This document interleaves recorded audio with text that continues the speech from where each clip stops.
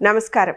వార్తలకు స్వాగతం. వివరాల్లోకి వెళ్తే కర్నూలు జిల్లా ఆలూరు నియోజకవర్గం ఆస్పరిలో సంజీవని కార్యక్రమానికి ముఖ్యమంత్రి చంద్రబాబు నాయుడు శ్రీకారం చుట్టారు. గ్రామీణ ప్రాంత ప్రజలకు నాణ్యమైన ఆరోగ్య సేవలను ఇంటి వద్దకే చేరవేయడమే ఈ కార్యక్రమం ప్రధాన లక్ష్యమని సీఎం తెలిపారు. సంజీవని ద్వారా ఆధునిక సాంకేతికతతో కూడిన ఆరోగ్య పరీక్షలు, వ్యాధుల ముందస్తు గుర్తింపు, నిపుణుల వైద్య సలహాలు అందుబాటులోకి వస్తాయని ఆయన చెప్పారు. ఆరోగ్యవంతమైన ఆంధ్రప్రదేశ్ నిర్మాణానికి ఈ కార్యక్రమం కీలకమని పేర్కొన్నారు. ఈ సందర్భంగా ప్రజలను ఉద్దేశించి మాట్లాడిన ముఖ్యమంత్రి ఆరోగ్యంపై ప్రతి ఒక్కరూ శ్రద్ధ వహించాలని, క్రమం తప్పకుండా ఆరోగ్య పరీక్షలు చేయించుకోవాలని సూచించారు. రాష్ట్ర వ్యాప్తంగా సంజీవని సేవలను విస్తరించి ప్రతి కుటుంబానికి మెరుగైన వైద్య సేవలు అందిస్తామని హామీ ఇచ్చారు. ఇంత మునుపు కూడా నేను ముఖ్యమంత్రిగా ఉండి అనేక కార్యక్రమాలు చేశాను, కానీ ఈసారి మాత్రం 4 కార్యక్రమాలు ప్రత్యేకంగా చేస్తున్నాను. మొదల తారీఖు వస్తే నాకు గుర్తొచ్చేది మా పేదవాళ్లే గుర్తొస్తారు. నేనొక్కడే గుర్తుపెట్టుకుంటే లాభం లేదు. రాష్ట్రంలో ఉండే ప్రభుత్వ యంత్రాంగాన్ని, ప్రజాప్రతినిధుల్ని మీ దగ్గరికి పంపించాలి. మీ కష్టాలు నేరుగా చూడాలి, మీకు సహాయం చేయాలి. అప్పుడే ఒక తృప్తి ఉంటుంది.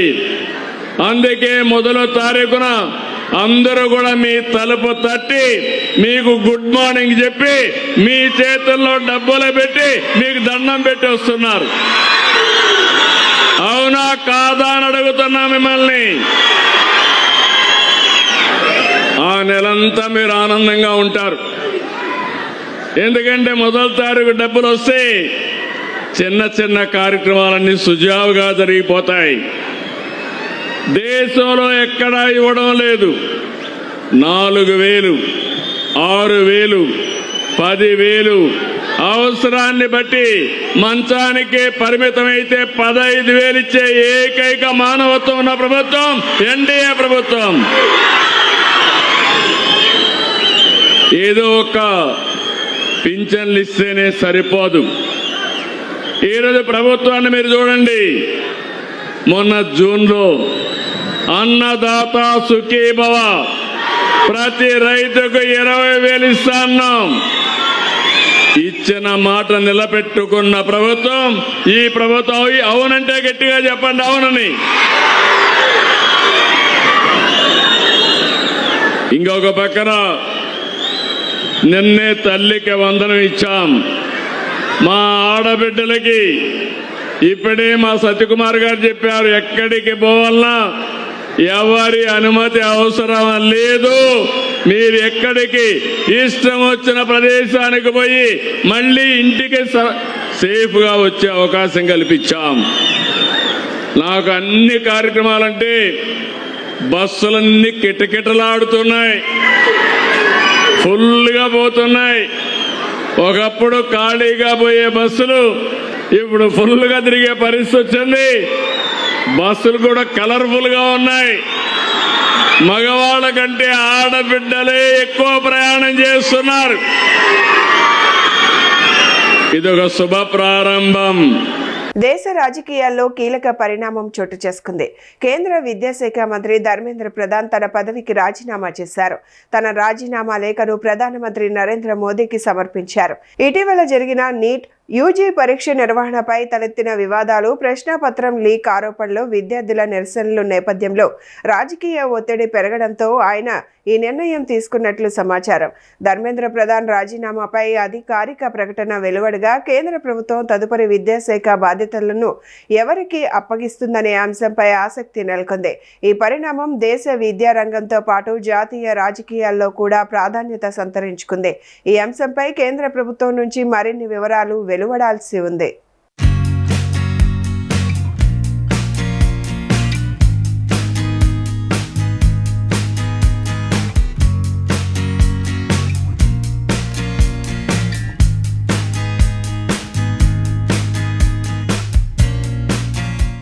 నర్సరావుపేట ఎమ్మెల్యే డాక్టర్ చెదలవాడ అరవింద్ బాబు తొలి ఏకాదశి సందర్భంగా కోటప్పకొండ శ్రీ త్రికోటేశ్వర స్వామి దేవస్థానంను సందర్శించారు. ఈ సందర్భంగా స్వామివారికి ప్రత్యేక పూజలు నిర్వహించి రాష్ట్ర ప్రజలు సుఖ సంతోషాలతో ఉండాలని ప్రార్థించారు. అనంతరం ఆలయ అధికారులు వేదాశీర్వచనంతో ఎమ్మెల్యేను సత్కరించారు. అలాగే తొలి ఏకాదశి సందర్భంగా కోటప్పకొండకు వచ్చే భక్తులకు ఎలాంటి ఇబ్బందులు కలగకుండా అన్ని శాఖల అధికారులతో కలిసి ఏర్పాట్లను పరిశీలించారు. ఆలయ పరిసరాల్లో పారిశుద్ధ్య కార్యక్రమాలను సమీక్షించి భక్తులకు తాగునీరు, వైద్య సేవలు, రవాణా, భద్రత తదితర సౌకర్యాలు అందుబాటులో ఉండేలా చర్యలు తీసుకోవాలని అధికారులను ఆదేశించారు.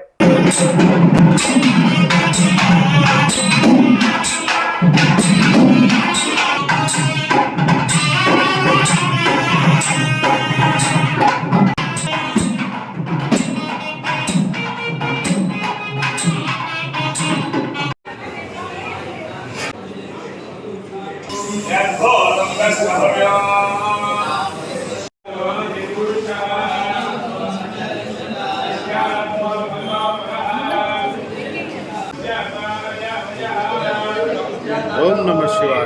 ఓం నమః శివాయ.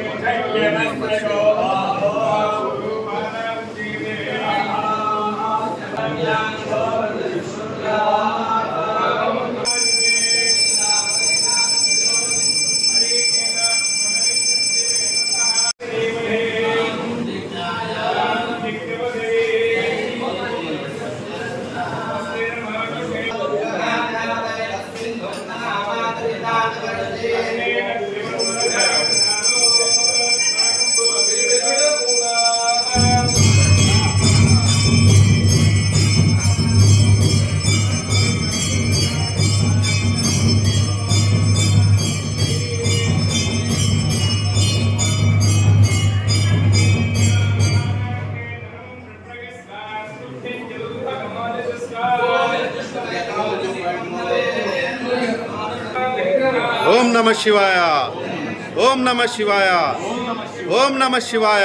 గుంటూరు పశ్చిమ నియోజకవర్గ పరిధిలోని కృష్ణబాబు కాలనీలో మహిళను వివస్త్ర చేసి దాడి చేసిన ఘటనను చాలా చిన్న విషయంగా టీడీపీ, జనసేన మహిళా నేతలు వ్యాఖ్యానించడాన్ని వైఎస్ఆర్ కాంగ్రెస్ పార్టీ మహిళా నేత గనిక ఝాన్సీ రాణి తీవ్రంగా ఖండించారు. గుంటూరు తూర్పు నియోజకవర్గ వైఎస్ఆర్ కాంగ్రెస్ పార్టీ కార్యాలయంలో నిర్వహించిన విలేకరుల సమావేశంలో గనిక ఝాన్సీ రాణి స్వర్ణలత మాట్లాడారు. కేవలం 10,000 కోసం స్థానిక టీడీపీ నాయకుడు ఒక హిజ్రాతో మహిళను వివస్త్ర చేసి దాడి చేయించడం వంటి ఘటనను చిన్న విషయంగా ఎలా పేర్కొంటారని వారు ప్రశ్నించారు. కూటమి ప్రభుత్వ పాలనలో మహిళలకు రక్షణ కరువైందని వారు విమర్శించారు. కూటమి ప్రభుత్వానికి సంబంధించిన మహిళలు అంటే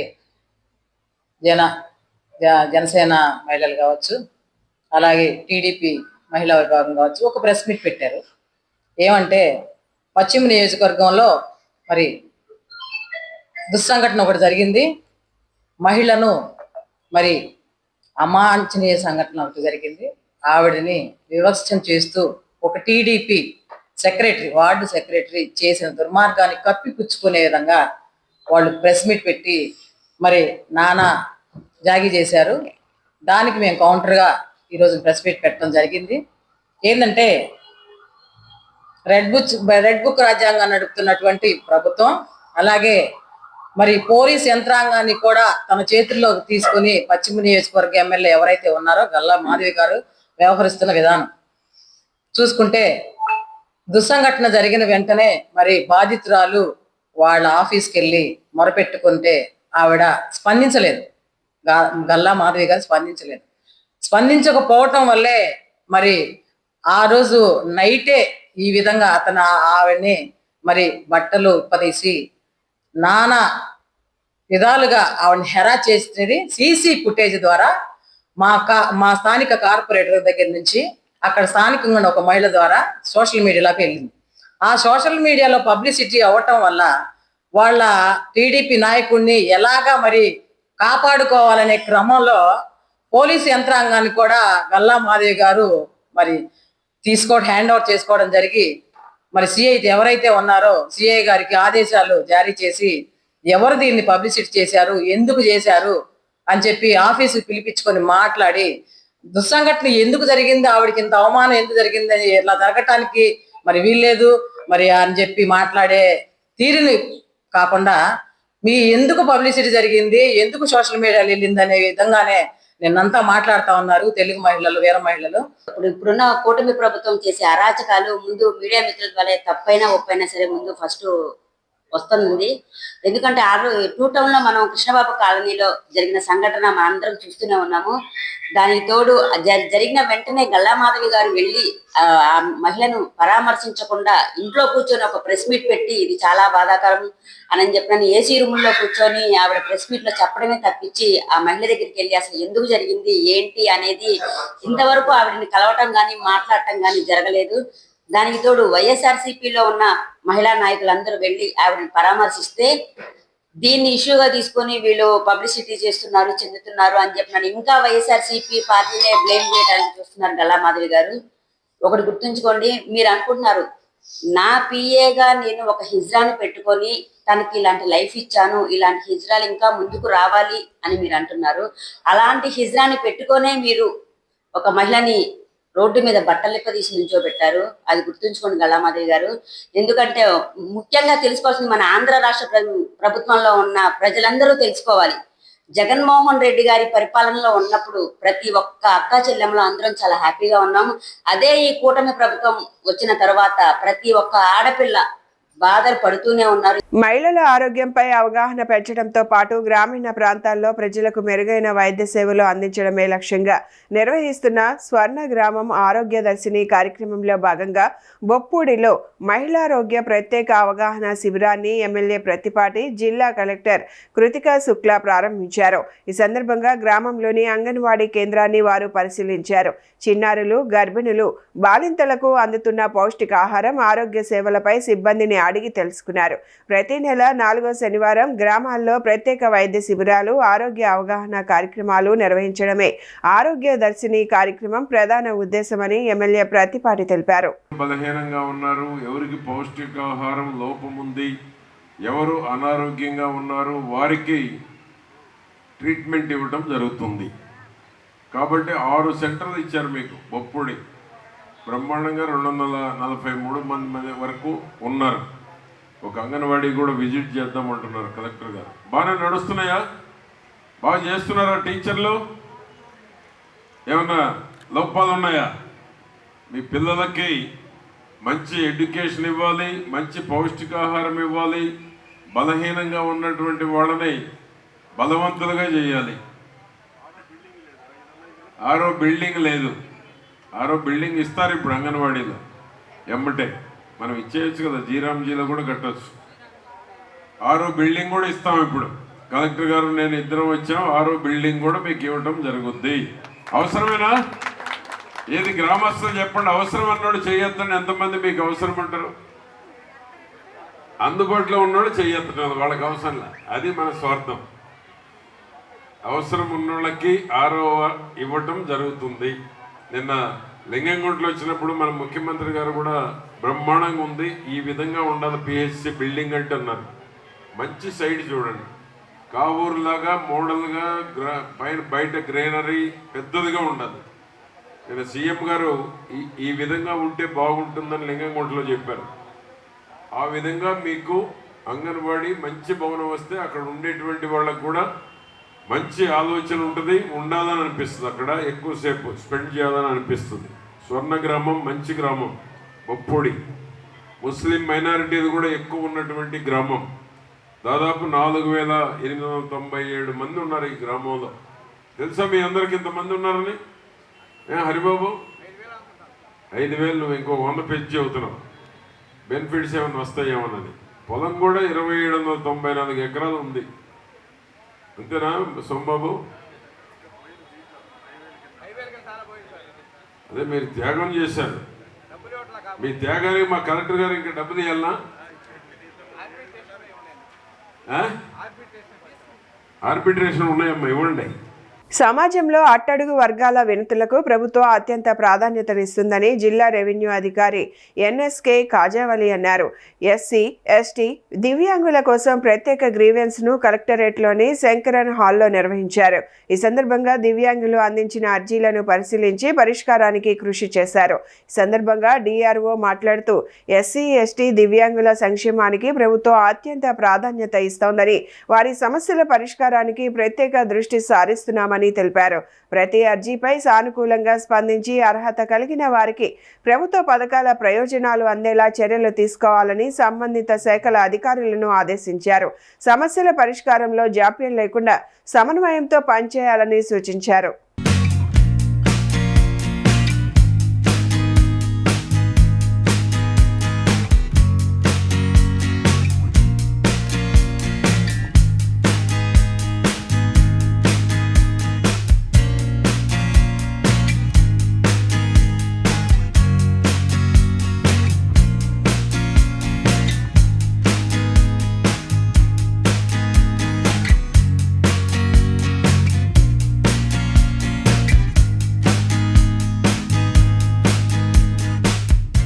వైఎస్ఆర్ కాంగ్రెస్ పార్టీకి వ్యతిరేకంగా పనిచేసిన వారికి ఇన్ఛార్జ్ పదవులు ఇస్తే వారి వెనుక వెళ్లే పరిస్థితి లేదని నియోజకవర్గ పార్టీ ఇన్ఛార్జ్ పివిఎల్ నరసింహరాజు ఆవేదన వ్యక్తం చేశారు.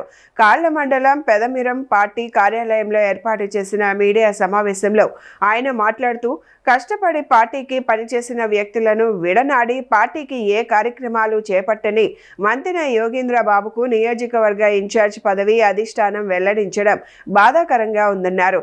నన్ను నమ్ముకున్న పార్టీ నాయకులు, కార్యకర్తలకు అండగా వేరే పార్టీలోకి వెళ్లే ఆలోచన ఉందని వ్యక్తపరిచారు. పార్టీకి కష్టపడి పనిచేసే వాళ్ళని గుర్తిస్తేనే పార్టీకి మనుగడ ఉంటుందని తెలిపారు. జిల్లాలో ఎక్కడ పార్టీ గెలుపొందే అవకాశాలు లేవన్నారు. ఉండి నియోజకవర్గానికి మంచి అభ్యర్థి కావాలి. మీ ఫ్యామిలీ గురించి, మీ గురించి నేను తెలుసుకొని మిమ్మల్ని పిలవడం జరిగింది.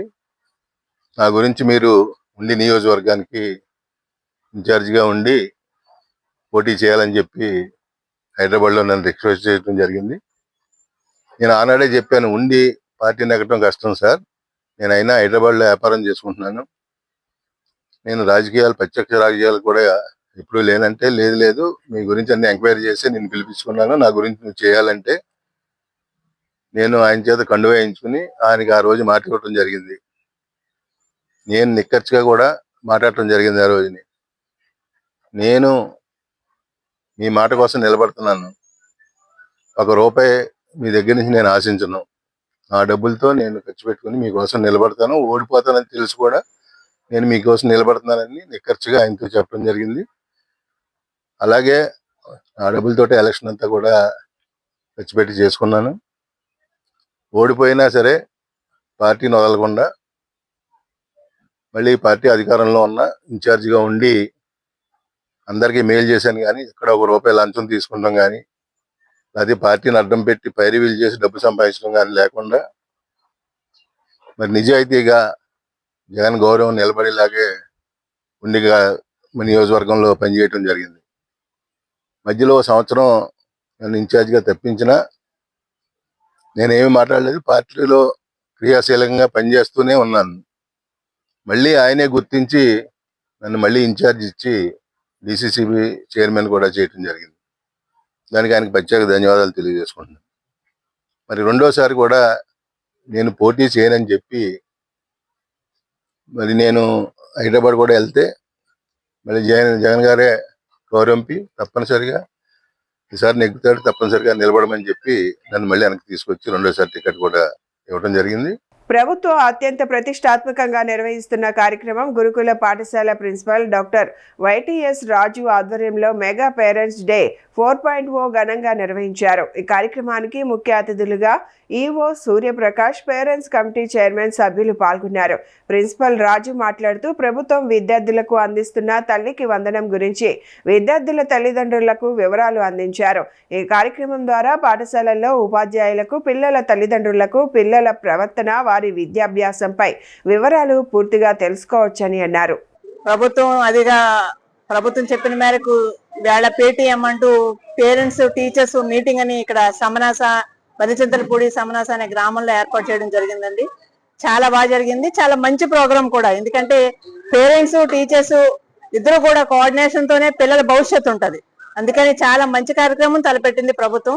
అలాగే ఈ స్కూల్లో చదివి ఉన్నత స్థాయిలో ఇవాళ నీట్ కి సెలెక్ట్ అయ్యాడు ఒక అబ్బాయి. మామూలు జిల్లా పరిషత్ స్కూల్లో చదివిన అబ్బాయి నీట్ కి సెలెక్ట్ అయ్యాడంటే గవర్నమెంట్ స్కూల్స్ అన్ని ఎంత డెవలప్ అయితే పిల్లలు ఎడ్యుకేషన్ మీద అంత దృష్టి పెడుతున్నారు. అందుకని మంచి గత ప్రభుత్వంలో అయినా ఈ ప్రభుత్వంలో పిల్లలు అభివృద్ధి కోరుకుంటున్నారు కాబట్టి పిల్లలందరూ కూడా చాలా మంచి కార్యక్రమాలు చేశారు. అలాగే ఇక్కడ సైన్స్ కి సంబంధించినవి కూడా నేషనల్ స్థాయిలో కూడా వెళ్తున్నాయి కూడా. ప్రభుత్వ ఆదేశాల మేరకు ఈ రోజు జిల్లా పరిషత్ హై స్కూల్ వనిచంద్రపూడి సమనస గ్రామంలో మెగా పేరెంట్స్ మీటింగ్ 4 అనేది నిర్వహించడం జరిగింది. ఈ కార్యక్రమానికి ముఖ్య అతిథులుగా ప్రజాప్రతినిధులు, గ్రామస్తులు మరియు మా ఎంఈఓ గారు వీళ్ళందరూ రావడం జరిగింది. ఈ కార్యక్రమంలో ఇంచుమించు మినిట్ టు మినిట్ కార్యక్రమం వాళ్ళు ఇచ్చిన షెడ్యూల్ ప్రకారం నిర్వహించడం జరిగింది. ఈ స్టాల్స్ కూడా ఏర్పాటు చేయడం జరిగింది. మా పాఠశాల సాధించిన విజయాలని ఏర్పాటు చేయడం జరిగింది. అక్కడ ఇవన్నీ పేరెంట్స్ చూసి ఒక ఆశ్చర్యం, ఒక సంతోషం వ్యక్తం చేశారు. అదేవిధంగా ఈ తల్లిదండ్రులకి టీచర్స్ కి మధ్య ఉన్న సంబంధం ప్లస్ విద్యార్థులు ఏ విధంగా చదువుతున్నారు అనే దాని మీద కూడా అవగాహన కార్యక్రమాలు 1 hour చేయడం జరిగింది. తదనంతరం ఈ ఆటల పోటీలు పేరెంట్స్ కి నిర్వహించి వాళ్ళకు కూడా ప్రైజెస్ ఇవ్వడం జరిగింది. మన రాష్ట్ర ప్రభుత్వం ఏర్పాటు చేసినటువంటి మెగా పీటీఎం అంటే పేరెంట్స్ అండ్ టీచర్ మీటింగ్ మమ్మల్ని ఆహ్వానం మేరకు, మేము ఎంఏ గారి ఆహ్వానం మేరకు వనిచింతలపూడి సమనస హై స్కూల్ నందు మేము రావడం జరిగింది. ఈ హై స్కూల్లో జరిగినటువంటి ఈ మెగా పీటీఎంకి విద్యార్థులతో పాటు తల్లిదండ్రులు కూడా అత్యధిక సంఖ్యలో హాజరయ్యేతో పాటు ఉపాధ్యాయులతో డైరెక్ట్ గా ఇంటరాక్ట్ అవడం వల్ల వాళ్ళ యొక్క పిల్లల యొక్క ఇది విద్యాభివృద్ధులు ఎలా ఉన్నాయనేది నేరుగా తెలుసుకునే అవకాశం వాళ్ళకి కలిగింది. వాళ్ళతో పాటు మాకు కూడా ఈ అవకాశం కలిగింది కాబట్టి ప్రజాప్రతినిధులుగా మేము చాలా సంతోషం వ్యక్తం చేస్తున్నాం. వనిచింతలపూడి హై స్కూల్ నుండి జాతీయ స్థాయిలో సైన్స్ ఫేర్ కి సెలెక్ట్ అవడం కూడా ఉపాధ్యాయుల యొక్క కృషి. అదేవిధంగా 10th క్లాసు రిజల్ట్ లో కూడా అందరికి కూడా 575 మార్కులు దాటినట్టు విద్యార్థులు అత్యధిక శాతం ఉండటం కూడా చాలా సంతోషించే విషయం. ఈ మెగా పేరెంట్స్ టీచర్స్ మీటింగ్ కి మరి ప్రభుత్వం గారు నిర్దేశించిన విధంగా ఈ పిల్లలకి తరువాత ఈ టీచర్స్ కి తరువాత తల్లిదండ్రులకి మధ్య ఒక అవగాహన కార్యక్రమం ఏర్పాటు చేయటం, తరువాత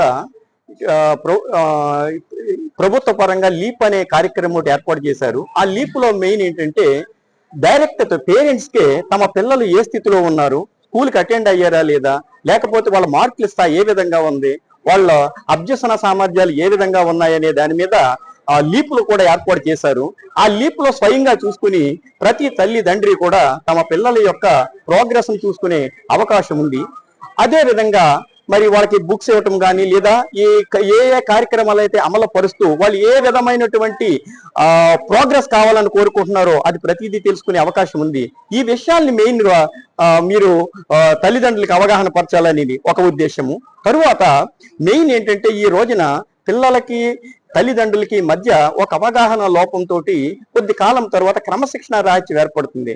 ఆ విధముగా లేకుండా మీరు తల్లిదండ్రులతోటి ర్యాపోర్ట్ ఏ విధంగా ఉండాలి, అదే విధంగా తల్లిదండ్రులు స్టూడెంట్స్ తోటి ఉపాధ్యాయులతో ర్యాపోర్ట్ ఎలా ఉండాలి అనే ముఖ్య విషయాల్ని ప్రతి ఒక్కరికి అందింపజేయాలనే ఉద్దేశంతో ఈ యొక్క మెగా పేరెంట్స్ మీటింగ్ అనేది ఏర్పాటు చేయింది. డాక్టర్ బిఆర్ అంబేద్కర్ కోనసీమ జిల్లాలో పలు ఇంటర్ కాలేజీల్లో 2024-2026 బ్యాచ్ చదివిన విద్యార్థుల్లో జేఎన్టీయు నిర్వహించే ఎంసెట్ కౌన్సిలింగ్ కు వెళ్లేందుకు ఆన్లైన్లో దరఖాస్తు సమయంలో వస్తున్న తికమకలతో విద్యార్థులు తల్లిదండ్రులలో ఆందోళన కలిగిస్తుంది.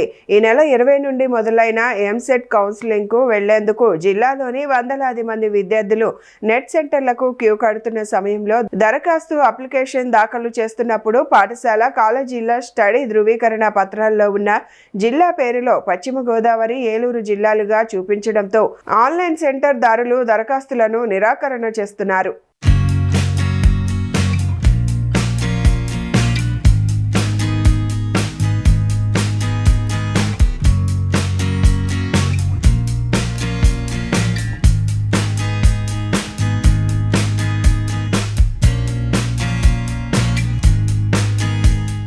హనుమకొండ జిల్లా భీమదేవరపల్లి మండలం వంగరలో నిర్మాణంలో ఉన్న మాజీ ప్రధాని భారతరత్న పివి నరసింహారావు విజ్ఞాన కేంద్రాన్ని రాష్ట్ర రవాణా బీసీ సంక్షేమ శాఖ మంత్రి పొన్నం ప్రభాకర్ పరిశీలించారు.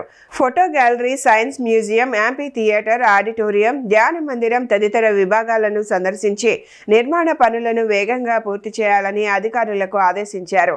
పివి నరసింహారావు జీవిత విశేషాలు, దేశానికి చేసిన సేవలను భావితరాలకు పరిచయం చేసేలా విజ్ఞాన కేంద్రాన్ని అభివృద్ధి చేయాలని మంత్రి సూచించారు.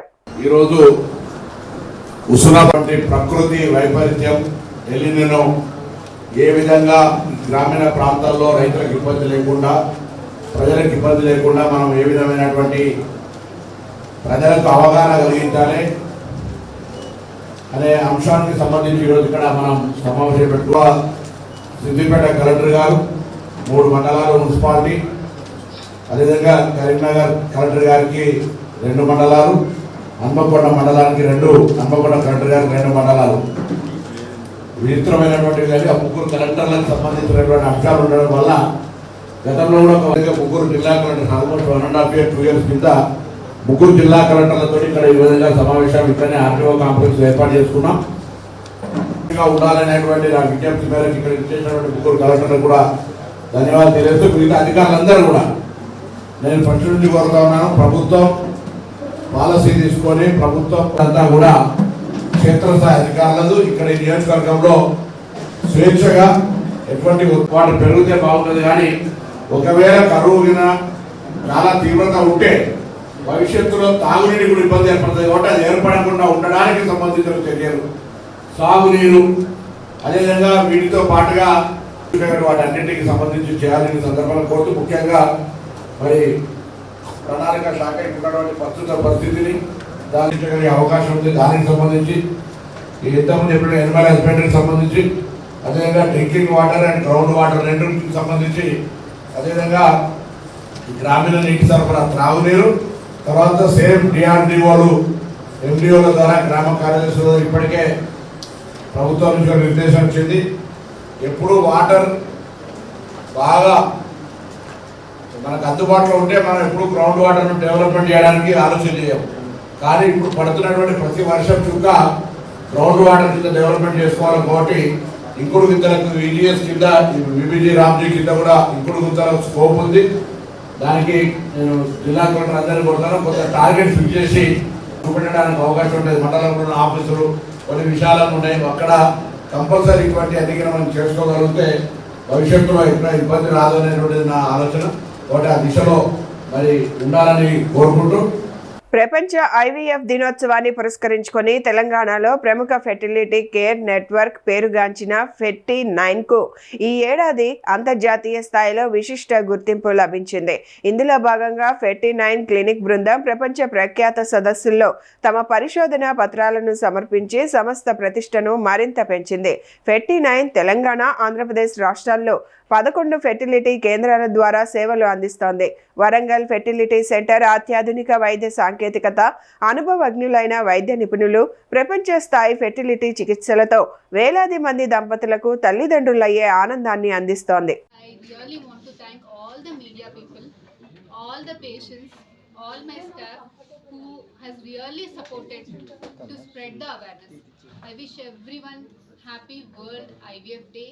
Happy world embryology day. అసలు ఎందుకు మనం ఇలాంటి ఈవెంట్స్ కండక్ట్ చేసుకోవాలి, అసలు ఎందుకు ఇంత అవేర్నెస్, ఎందుకు ఇదంతా స్ప్రెడ్ చేసుకోవాలి అని అంటే, ఫర్టిలిటీ అనేది మిగతా అన్ని లాగా కాదు. మనకి హార్ట్ ప్రాబ్లం ఉంటే పెయిన్ వస్తుంది, సిమ్టమ్స్ ఉంటాయి, అందరికీ తెలుసు. గుండెలో లెఫ్ట్ సైడ్ నొప్పి వస్తుంది, చేయి గుంజుతుంది అంటే చదువు రాని వాళ్ళు కూడా హార్ట్లో ఏదో ప్రాబ్లం ఉంది, లేదంటే కడుపులో నొప్పి వస్తుంది అంటే కిడ్నీలలో రాళ్ళు ఉన్నాయేమో, హాస్పిటల్కి పదండి అని అందరికీ తెలుసు విషయాలన్నీ. కాకపోతే ఫర్టిలిటీలో ఏంటి అని అంటే అవేర్నెస్ లేదు. ఫర్టిలిటీలో ఫస్ట్ ఆఫ్ ఆల్ సిమ్టమ్స్ ఉండవు, ఏదో నొప్పి గిప్పి ఏమీ ఉండదు. ఒకవేళ పేషెంట్స్కి ఎస్ మాకు ఫర్టిలిటీ ప్రాబ్లమ్స్ ఉన్నాయి అని తెలిసినా కూడా చెప్పుకునే అంత ధైర్యము లేదు. ఇంకా మన సొసైటీలో చాలా అపోహలు, చాలా మిత్స్ ఉన్నాయి ఫర్టిలిటీ మీద. So it is very very very important to spread the awareness. Fertility అనేది మిగతా అన్ని అవయవాల్లో లాగా ఎగ్కి, స్పర్మ్కి కూడా అందరికీ కూడా చిన్న చిన్న ప్రాబ్లమ్స్ ఉంటాయి.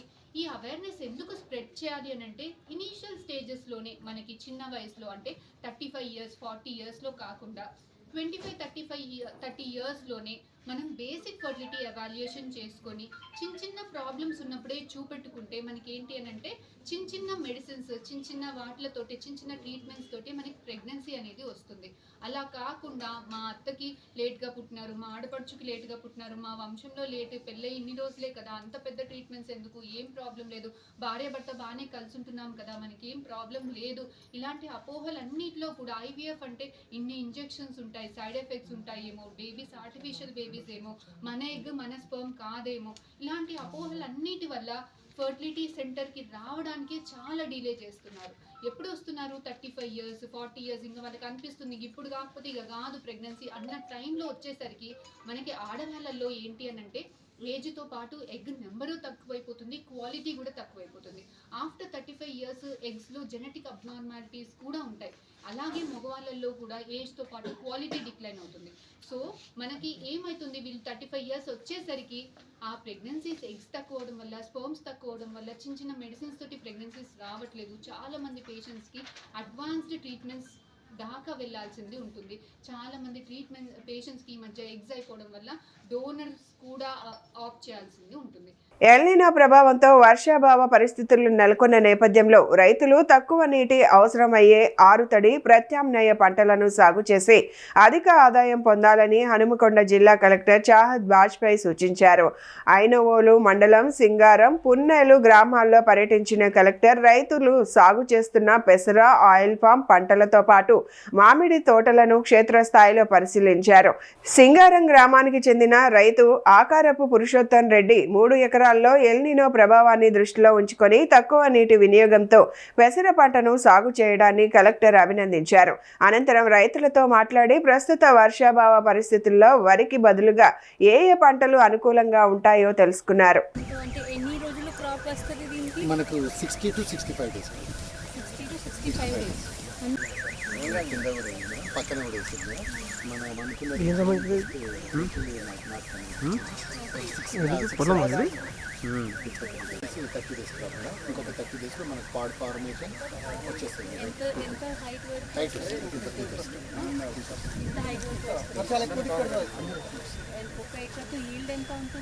మనకు 4 to 5 క్వింటల్స్ ఈజీగా అంటే మంచిగా తీస్తే 7-8 కూడా వస్తుంది. బట్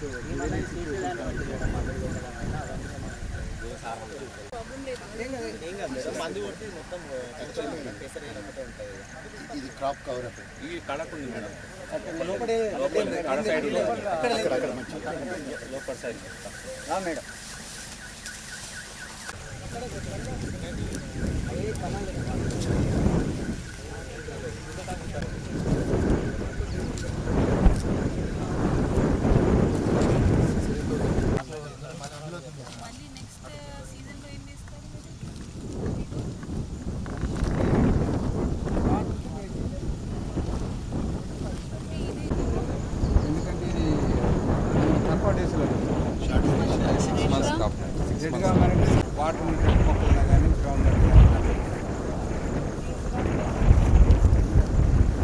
సబ్మిట్ చేస్తున్నారు మేడం. ఒక 100 ఎకరాలకు వచ్చింది సార్ నిన్న. మండే ఫైల్ ఇది ఏం పెస్టిసైడ్ ఏం వాడతారు దీంట్లో? ఎక్కువ కాస్ట్ ఉండదు కానీ ప్రతిసారి వస్తుందా ఇది పెస్ట్? మళ్ళీ ఫ్లవరింగ్ వచ్చినాక కూడా మళ్ళీ వస్తుంది, స్ప్రే చేసుకోవాలి.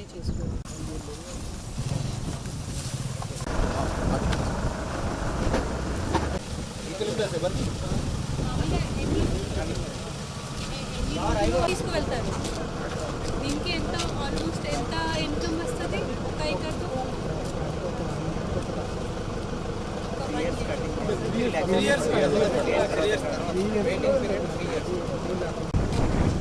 సో నెక్స్ట్ ఇయర్ ఇది తీసిన తర్వాత మళ్ళీ ఏం వేస్తారు? మళ్ళీ ఇదే ఇస్తారు. దీనికి తో మెయింటెనెన్స్ ఏముండదు కదా?